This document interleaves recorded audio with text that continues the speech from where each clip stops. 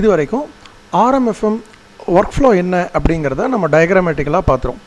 இப்போது ஒரு இல்லஸ்ட்ரேஷன், ஒரு எக்ஸல் ஷீட்டில் ஒரு ஒர்க் அவுட் பண்ணி காட்டுறேன், எப்படி நடக்கும் இந்த அக்கௌண்டிங் வந்து எப்படி நடக்கும் அப்படிங்கிறத காட்டுறேன். அதில் என்ன ப்ராப்ளம் நம்ம ஃபேஸ் பண்ணுறோம் அப்படிங்கிறதையும் I will try to explain. இப்போது ஃபஸ்ட்டு எடுத்துக்கோங்க.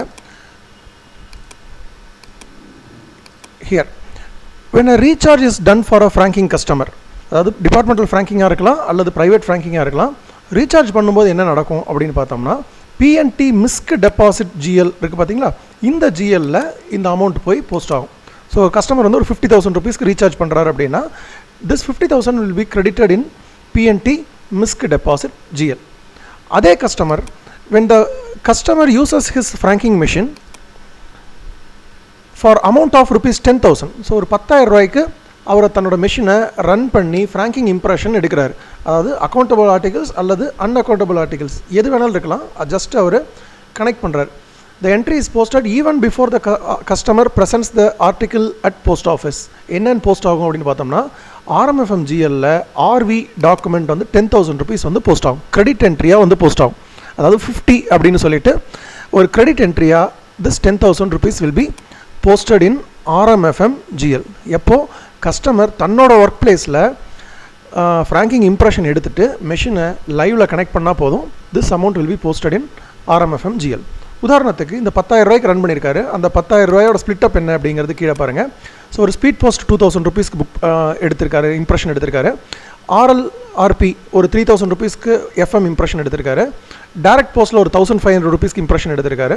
ஆர்டினரி போஸ்ட் ஒரு 2,500, பில் மெயில் சர்வீஸ் 1000. இது டிபார்ட்மெண்டல் ஃப்ராங்கிங்காக இருக்கலாம் அல்லது கஸ்டமர் ஃப்ராங்கிங் மிஷினாக இருக்கலாம், எது வேணாலும் இருக்கலாம். But accounting is same. என்ன அப்படிங்கிறது பார்ப்போம். இந்த speed post, RL, direct post இதெல்லாம் வந்து பாயிண்ட் ஆஃப் சேலில் புக் பண்ணுறதால இதெல்லாம் ஆட்டோமேட்டிக்காக போஸ்ட் ஆகிடும். என்ன போஸ்ட் ஆகும்னு பாருங்கள். ஸ்பீட் போஸ்ட் நீங்கள் புக் பண்ணும்போது என்ன ஆகும் அப்படின்னு பார்த்தோம்னா, when you book a speed post through point of sale, so RMFM GL அந்த அமௌண்ட் வந்து டெபிட் ஆகும். அதாவது நீங்கள் கஸ்டமர் ரன் பண்ணோன்னே RMFM GL டோட்டலாக கிரெடிட் ஆச்சு பார்த்தீங்கன்னா, இந்த கிரெடிட் ஆன அமௌண்ட்லேருந்து நீங்கள் ஸ்பீட் எவ்வளோ புக் பண்ணுறீங்களோ அந்த அமௌண்ட் டெபிட் ஆகிட்டு எந்த இது கிரெடிட் ஆகும், speed post GL will be credited.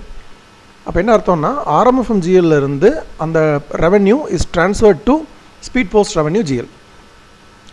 RL parcel இதெல்லாம் புக் பண்ணும்போது என்ன ஆகும் அப்படின்னு பார்த்தோம்னா, again RMFM GL will be debited and postage realized in cash for ordinary அப்படின்னு சொல்கிற இந்த GL இங்கே இருக்கு பாருங்கள், இந்த GL will be credited with the same amount. எவ்வளோ அமௌண்ட் RMFM டெபிட் ஆகுதோ அதே அமௌண்ட் வந்து postage realized in cash அப்படிங்கிறதுல கிரெடிட் ஆகும். Same for direct post and bill mail service. Direct post book பண்ணும்போதும் RMFM GL டெபிட் ஆகிட்டு உங்களோட RMFM GL will be debited and direct post will be credited. Okay, இதெல்லாம் point of சேலில் பண்ணுறதால ஆட்டோமேட்டடாக நடந்துடும். Whereas இந்த bill mail service, ordinary post இதெல்லாம் வந்து நம்ம மேனுவலாக வவுச்சர் போஸ்டிங் போட்டால் மட்டும்தான் இது வந்து RMFM GL டெபிட் ஆகும். இல்லைன்னா என்ன ஆகும், உங்களோட RMFM GL இந்த அமௌண்ட் அப்படியே நிற்கும், அட்ஜஸ்ட் ஆகாமல் நிற்கும். இதுதான் பிரச்சனை. இப்போ நிறைய ஆஃபீஸில் ஒரு பெரிய அமௌண்ட் வந்து அட்ஜஸ்ட் ஆகாமல் நிற்குது.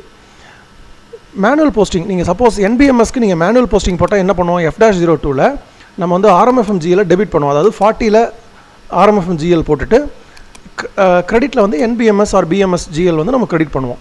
ஆர்டினரி போஸ்ட்டாக இருந்தால் என்ன பண்ணுவோம் அப்படின்னா, ஆர்டினரி போஸ்ட்டாக இருந்தது அப்படின்னா we will debit RMFM GL and credit PRC business post revenue GL. அதாவது ஆர்டினரி போஸ்ட்டை ஆக்சுவலாக போஸ்டேஜ் ரியலைஸ்ட் இன் கேஷ் அப்படிங்கிற இந்த GL தான் யூஸ் பண்ணணும். இது வந்து உங்களுக்கு நீங்கள் ப்ளீஸ் ஆர்ஓவில் இல்லாத உங்கள் டிவிஷனில் கிளாரிஃபை பண்ணிக்கோங்க. இது வந்து ஆர்டினரி ட்ரெடிஷ்னல் இன்கமில் வரணும் அப்படின்னா we should use this GL. அது பிஸ்னஸ் போஸ்ட் ரெவன்யூக்கு போகணும் அப்படின்னா we should use this GL. ஆனால் இந்த RMFM GL டெபிட் பண்ணணும், டெபிட் பண்ணி ரெஸ்பெக்டிவ் GLக்கு நீங்கள் கிரெடிட் பண்ணணும். இதை பண்ணும்போது என்ன நடக்கும் அப்படின்னு பார்த்தோம்னா, இந்த 2,000 எப்படி இப்போ 10,000 rupeesக்கு ஃப்ராங்கிங் இம்ப்ரெஷன் எடுத்திருக்காங்க, அது எப்படி ஸ்ப்ளிட் ஆகுதுன்னு பாருங்கள்.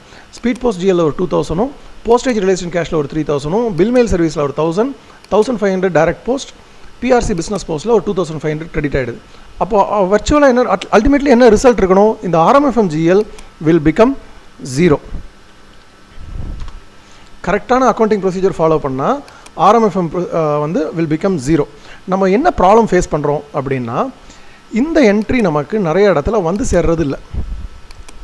இந்த ப்ளூ கலரில் இருக்குது பார்த்தீங்களா, ஆர்வி டாக்குமெண்ட், இது வந்து நிறைய இடத்துல வர்றதில்லை. ஏன் அப்படின்னு பார்த்தோம்னா, நிறையா கஸ்டமர்ஸ் வந்து அதை மெஷினை வந்து லைவில் கனெக்ட் பண்ணுறதே கிடையாது. ஈவன் கஸ்டமர்ஸ் மட்டும் கிடையாது, ஈவன் போஸ்ட் ஆஃபீஸ், பிபிசி எல்லாமே கூட தன்னோட நோஷனல் கிரெடிட் வந்து கிட்டத்தட்ட 0 ஆகிற ஸ்டேஜில் தான் நம்ம வந்து திருப்பியும் பண்ணுறோம். அதாவது 1 or 2 or 3 months வரைக்கும் நம்ம மெஷினை வந்து நம்ம கனெக்ட் பண்ணுறதே கிடையாது. ஸோ கனெக்ட் பண்ணால் மட்டும்தான், லைவில் கனெக்ட் பண்ணால் மட்டும்தான் இந்த என்ட்ரி வந்து போஸ்ட் ஆகும். ஸோ ஃபஸ்ட்டு ப்ராப்ளம் நம்ம என்ன ஃபேஸ் பண்ணுறோம் அப்படின்னா, இந்த போஸ்டிங் வந்து வர்றதில்லை. Because we are not connecting the machine more frequently. அதனால் இந்த ஒர்க் ஷாப்போட நோக்கமே என்ன அப்படின்னு பார்த்தோம்னா, நீங்கள் எல்லோரும் உங்கள் மெஷினை எல்லா மெஷினையுமே ஒரு தடவை லைவில் கனெக்ட் பண்ணணும். கனெக்ட் பண்ணிவிட்டு 31st March ஒரு தடவை மறுபடியும் எல்லா மெஷினையும் ஒரு தடவை லைவில் கனெக்ட் பண்ணணும். This is the task 1. இந்த டாஸ்க்கை நம்ம கம்ப்ளீட் பண்ணோம். செகண்ட் டாஸ்க் என்ன அப்படின்னு பார்த்தோம்னா, இந்த வவுச்சர் போஸ்டிங், இந்த 2வது ப்ளூ கலரில் இருக்குது பார்த்தீங்களா, அதாவது பில் மெயில் சர்வீஸ்க்கான வவுச்சர் போஸ்டிங்கும் போடாமல் இருக்குது, ஆர்டினரிக்கான வவுச்சர் போஸ்டிங்கும் நிறைய ஆஃபீஸில் போடாமல் இருக்குது. அதையும் நம்ம டேலி பண்ணி போட போகிறோம். ஓகே, இது task 2.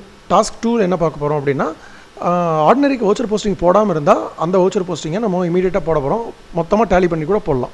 Okay, so task 1 we are going to connect all the machine. Task 2 we are make voucher posting for manual voucher posting using F-02 for bill mail service and ordinary post. இப்போது டேலிங் logic என்னன்னு பார்ப்போம். இப்போது இதெல்லாம் okay, நான் எப்படி இதை tally பண்ணுறது? இந்த வருஷம் ஃபுல்லாக கரெக்டாக போஸ்டிங் போட்டிருக்கேன். சில பேர் சொல்லுவாங்க, நான் போன மாதம் போட்டேன் சார், அதுக்கு முந்தின மாதம் போடல, இல்லை நடுவில் இருந்தால் ஸ்டார்ட் பண்ணேன், நடுவில் இருந்தால் இந்த ப்ரொசீஜர் தெரியும், அப்போ தான் ஸ்டார்ட் பண்ண ஆரம்பித்தேன் அப்படிம்பாங்க. ஸோ இதை ஓவராலாக இந்த வருஷம் ஃபுல்லாக கரெக்டாக போட்டிருக்கோமா இல்லையா அப்படிங்கிறதுக்கு ஏதாவது டேலிங் லாஜிக் இருக்கா அப்படின்னா, yes, there is a telling logic. அதுவும் அதுவும் ஒரு எக்ஸல் ஷீட்லேயே நான் உங்களுக்கு எக்ஸ்பிளைன் பண்ண ட்ரை பண்ணுறேன்.